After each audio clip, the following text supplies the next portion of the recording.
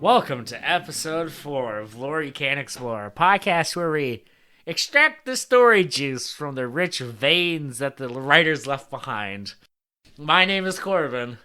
My name's Josh.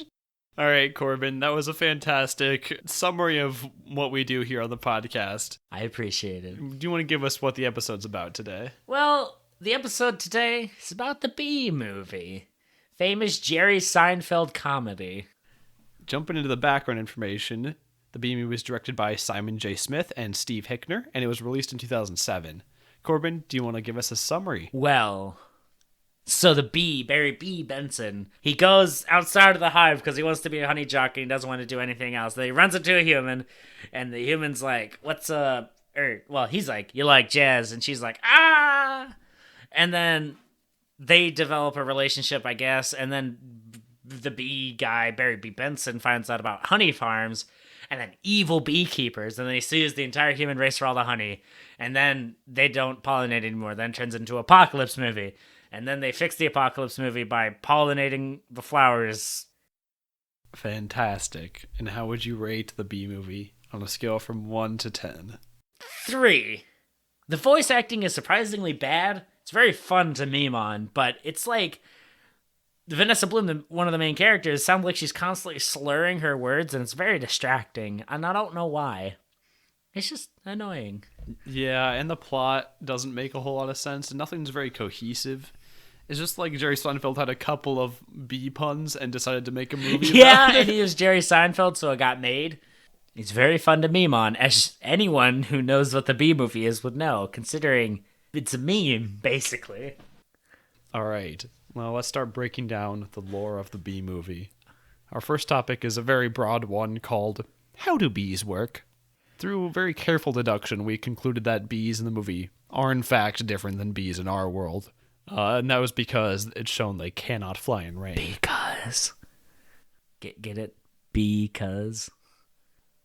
Oh, like a bee Like pun. a bee pun. Expect a lot of those. You're so creative and funny. I am so grateful. I have such a funny co-host on this podcast that I could constantly be laughing in tears on the floor, just dying of laughter.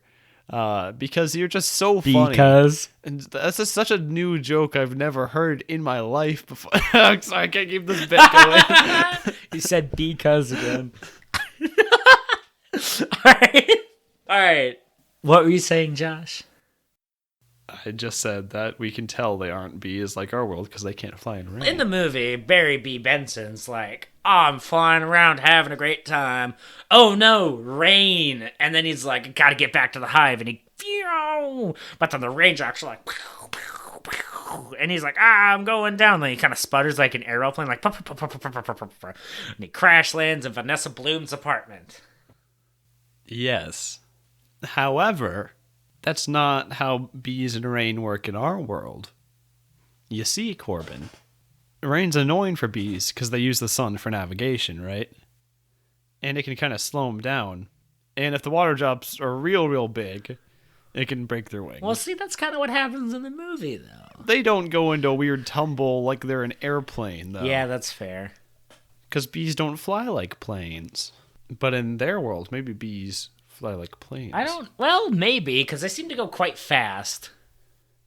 Yeah, in some scenes they do go over like 30 miles an hour or more because they keep up with cars. Yeah, so it's obviously a struggle for them to keep up with cars, but they can book it. What's the speed of a bee in real life? A real bees can fly 15 to 20 miles per hour. So not quite as So fast. these bees are obviously like hyper bees. Well, they might also fly more like planes because the very first line in the movie, that according to the known laws of physics, that bees shouldn't be able to fly, that's just wrong. Because bees should be able to fly. They're not like breaking the laws of physics or anything by flying. Yeah, otherwise their laws of physics would be wrong. They wouldn't be able to fly if they were flying like an airplane did, though. Oh, maybe they just land different than planes. Yeah.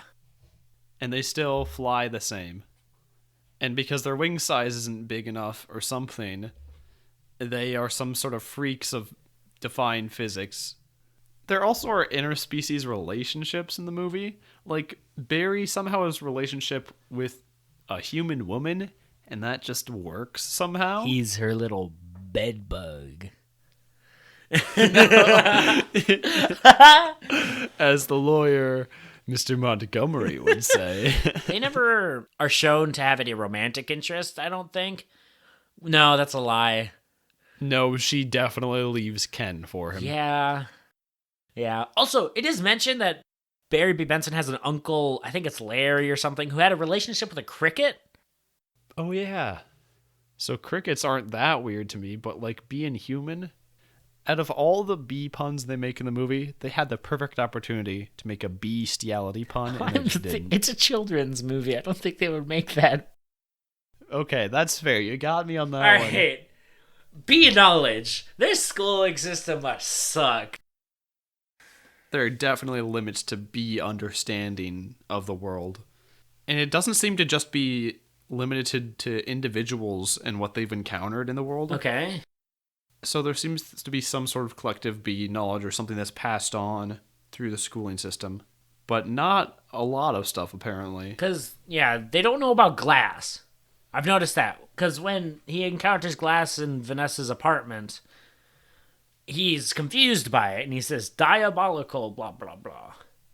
Yeah, you think that would be an important one to teach them. Yeah, so, I think what happens is that any bee who would run into glass is killed. So they don't really know about these certain things. Like, these certain things that they don't know about that any bee would normally encounter usually dies. Because if you see a bee is going to a tennis court, they're attracted by the tennis balls and they die. If a bee is going to glass, they're usually in the city or in an apartment and they probably get killed, you know? Because most pollinating would be outside. But it would seem to be most of them, but there's got to be some that make it back. Like, out of all bees, you don't think any of them would know about glass? Maybe they're labeled as conspiracy theorists. Or, like, crazy bees who've gotten out and, like, gotten infected by the humans, I guess. I don't know. We got another issue, and that's bee technology.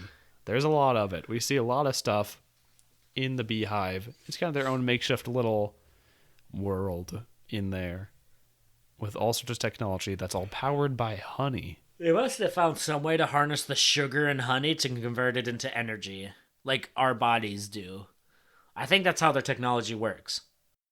You think it still applies the same way? I mean, they already changed physics. Why not change everything? Well, I mean, they may change physics a little bit, but I think, well, how else would honey power everything? They put honey in their cars. Honey is an energy source on its own, I guess. Well, it has... Honey just does everything. Honey is electricity 2.0. Because it's what they eat, it's what they drink, it's what they put in their cars, it's what they inject into dying bees. But there has to be some reason why it only works for bees and not for humans or other species or everything else would be using honey for technology. They haven't harnessed the power of honey yet. They don't realize the power of honey. You feel like by the year 2007, no one would have tested honey for how good it was at conducting electricity? No tests on honey have been done in the world. Or maybe it only works on a small, very, very, very small scale, you know? Scales. I feel like honey has to be able to do its own thing, different than that you could use. Honey has to be able to do something that you couldn't use anything else for. Maybe there's an extra chemical in the honey that's only in the honey or something that powers this stuff. So are we going to go ahead and say that honey in this world has some sort of extra properties that make it usable by bees? Yes, I think... But not by humans. Yeah, it only works on a smaller scale. That how do bees make money, and what does that look like? Like, what is bee currency? I think it's implied early on that pollen is bee currency, because, like, some pollen falls off the honey jocks, right, in the beginning of the movie, and Barry pockets it. But what if pollen is just worth a lot of money? Is pollen actually the currency? Because we never see anyone deal in pollen. We never see people, like, carry around pollen to use in some sort of transaction. But we never see any transactions, though. So, like... Wait, let's look at the bee jobs, right? All right. There's a whole system. You have to pick your job, right? There's like, there's a lot of them. Every job is accounted for. Every single bee that has every job, and they know exactly the moment every bee dies and everything, right? What if all of everything about your life your identity, all of your money is all digital. Oh, I see. There's not a single bit of like Physical currency. and everything is I want this thing and it's just automatically deducted. Interesting. Bee, yeah, I think every bee might have like a chip or like honey nanobots. No, I don't think they. No, it's nothing's on you. Everything's in the system. Everyone's money's in the system, so you don't have to bring your money. There's no like bank accounts. It's all one So it's just system. communism? A kind of. I mean, it's all run by the state. Or no, I wouldn't say it's run by the state. I say it's run by the corporations. Well, it's all under the orders of the queen. Yeah. So are the corporations state owned or are they?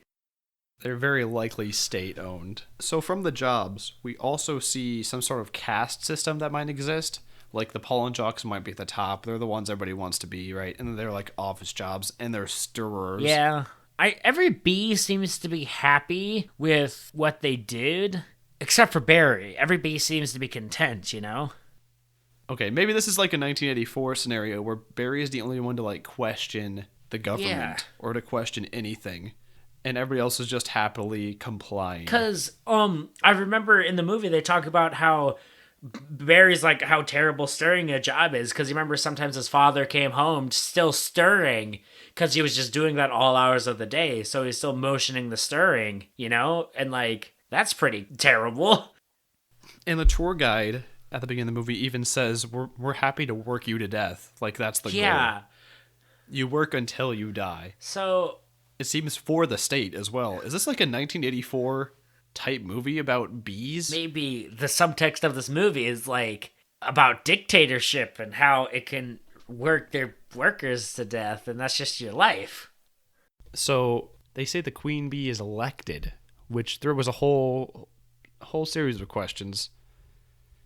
Because how are they a queen and elected? Maybe that's just what they call their leader. And what powers does the queen bee have? Because when Barry B. Benson goes into the pollen camps or the whatever, or not the pollen camps, the bee camps, like with the beekeepers, it said, "Oh, we must follow our queen," you know, and so I think that like that follow means implies like they literally have to obey the queen. I think the bees are like, there's some sort of biological thing where they must follow their queen. And Is it biological or is it just conditioning? It might be conditioning. That's better. I think that's a more logical explanation. Because this fits with our narrative of like bee totalitarianism. Yeah. And I'm pretty sure maybe the bee elections are staged because... Oh, or it's the illusion of choice. Yeah. So, speaking of, like, bee government, like, the bee laws, they mentioned there's only one bee law, like, concrete, is no talking to humans. Yes. Is that common between all bees in every colony? Because it sounds like it. And if so, how did this law get formed as well? Maybe so the humans wouldn't... I don't know. Were bees flying between hives and being like, hey, can we agree on this? And then somehow all flying back around the world? Yeah, I think... or there has to... Or are all the hives have some sort of interconnected communication system? And it's not just one beehive filled with totalitarianism. It's all beehives collectively keeping the bees down. Oh, jeez. That'd be a conspiracy. Be a conspiracy. It's a bee world order. So... I don't know where to go from that. I think they all agreed not to talk to humans to keep their bee society a secret. So they're not interfered with, you know? Because we see that once humans know that bees can talk, they're kind of like annoying, I guess. He loved Beeg. Beeg, no, so bad. But can they talk to other animals? I think they can. It seems like they can talk to other animals because they do talk to mosquitoes or other bugs or insects. And at the end of the movie, Barry is also seen talking to a cow, and there doesn't seem to be any fuss. Well, that's after the bee already broke the one rule, so I don't think we can... Do you think that caused, like, an abolition of all bee laws? I don't know about all bee... Maybe that one, but not all bee laws. So we're going to say that bee law number 1, no talking to humans, is collective amongst all bees? So I think they can talk to other animals because, going back to the uncle... he had a relationship with a grasshopper. So Are there other bee laws? Because it says it's the number one bee law. Does that mean there are others? there has to be other bee laws, but we can't be sure what they are. They must be like mundane stuff or like stuff that's not really. Well, maybe they are like, don't question anything, always follow orders. Following the queen has got to be like bee law. Yeah, no number talking two. to humans, and then I'm surprised no talking to humans is over. Well, I know why no talking to humans, because that would put a whole end to the whole totalitarianism. yeah, because they might get other ideas from talking to humans and stuff. Well, and humans would see what's going on, and it would put 1B, like elevate 1B over his place as a worker. Yeah. So I assume if B movie 2 would ever be made, I can assume it would just start with the assassination of Barry B. Benson for rising up out of the ranks. I'm going to build on the theory that bees are all trapped in some collective totalitarianism. All right. Since we established that there is some sort of communication between all Yes. beehives, some sort of network, then all bees should have all knowledge of stuff like glass or anything. Oh. But it seems maybe the knowledge is being kept from bees in case one bee gets too far out or too close to humans that they're way more likely to die. Oh, to keep the bees down. Yeah, to keep them down, to keep them oppressed. That would explain the limited knowledge. It's all the bee government. They're keeping all the bees down. And Barry's the only one with individual thought, it seems. No one else even bothers questioning the government or anything that the bees are being told, or that you have one job and we're going to work you to death. Yeah. Because you never have someone ask, why do you just have one job until you die? Only Barry asks that. He broke out of the collective. He's broken the cycle. I wonder what future implications that will have on the bee totalitarianism. Barry shut it down because now that humans knew that bees are intelligent creatures and capable of thought and speech, they can no longer keep the other bees down because the humans are maybe keeping a watchful eye over them, or bees could just go to the humans and be like, hey, I maybe don't like this. Maybe don't like that I'm being worked to death or something. But the issue is they go back to work at the end of the movie. They realized their lives outside of the totalitarianism were nothing because none of them even knew how to make individual and unique thoughts. Like, they only knew how to be one of the hive. It's a hive mind, some would say. Yes. Are we gonna use that theory? I think we can accept B totalitarian. The BT totalitarian. We can accept the theory of B totalitarianism because it's the one that makes the most sense and it kind of glues everything together. Now that we've developed a social idea to work off, and we've talked about bee biology, bee government, and that sort of thing, let's get into the court case. Because for a children's movie, they spent a surprisingly long amount of time in court. It was kind of weird and whack. Yeah, and the best part is, nothing works the way it should in our world. Oh boy, that's fun for us. Because in the bee world, you can just sue the entire human race. The news just kind of grabs this, or suing the human race as kind of like a catchy headline, but it ends up to be more realistic to just suing the companies. So do we want to just keep listing things that are different than our world? Or are we going to try to come up with some sort of legal system? I don't think I want to kind of come up with a legal system. We'll just say it's different somehow. There's probably like a set of rules where you could sue a bunch of folks, and like bees are there. Because that's then all the cows and then all the bears and everything are going to sue humans. Because they're currently all considered like chattel property, right? I guess because... Wait, shouldn't the case be that they're just sentient and capable of intelligent thought like humans, so that they shouldn't be considered property anymore? And going back to my thing before, no one seems surprised they're intelligent. They're just surprised that they can talk. That's fair. So maybe humans were knowingly keeping bees and all other species, which also seem to be intelligent, down to keep themselves at the top. I don't know, because maybe. Is the bee movie just a movie, a bunch of conspiracy I theories? guess, like all humans are keeping all the other species, which are just as intelligent as them, down. Here's what I think. You know how they're somehow representing all bees in the trial? But only that hive shows up? Yeah. humans are so dead set on keeping the world order in place that they don't even want any other hives to know about this. Yeah, because Like, of course, through their like network communication, the queens, of course, all know, but they're desperately trying to hold on to their power and keep that illusion yes.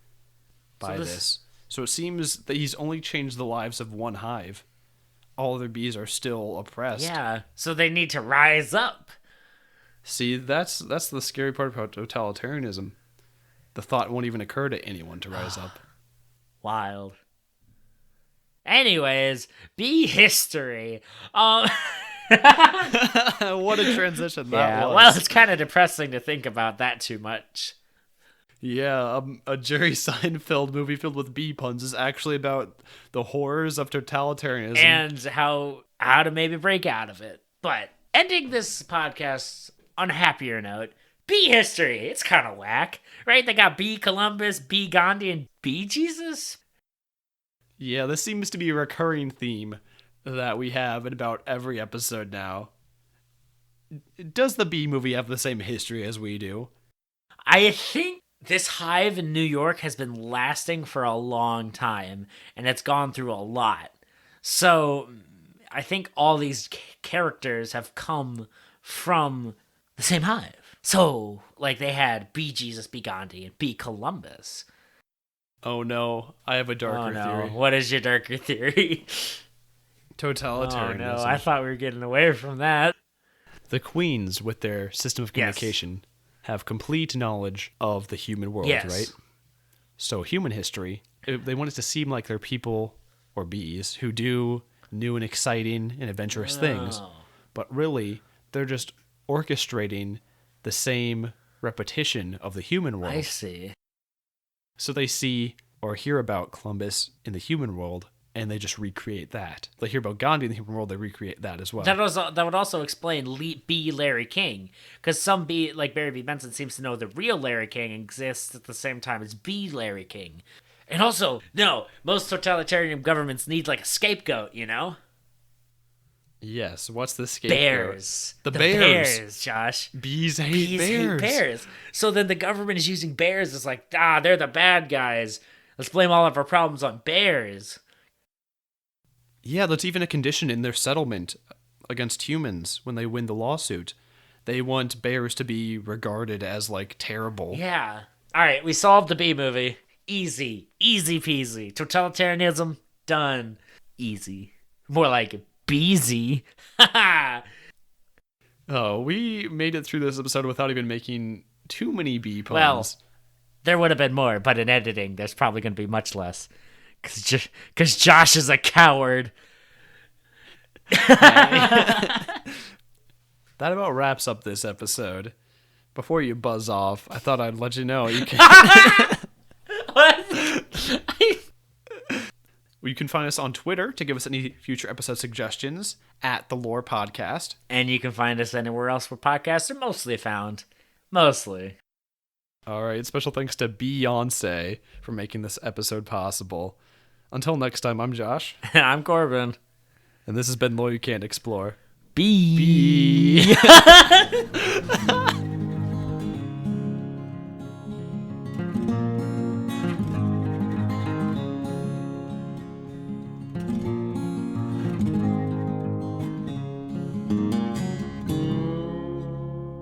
You like jazz?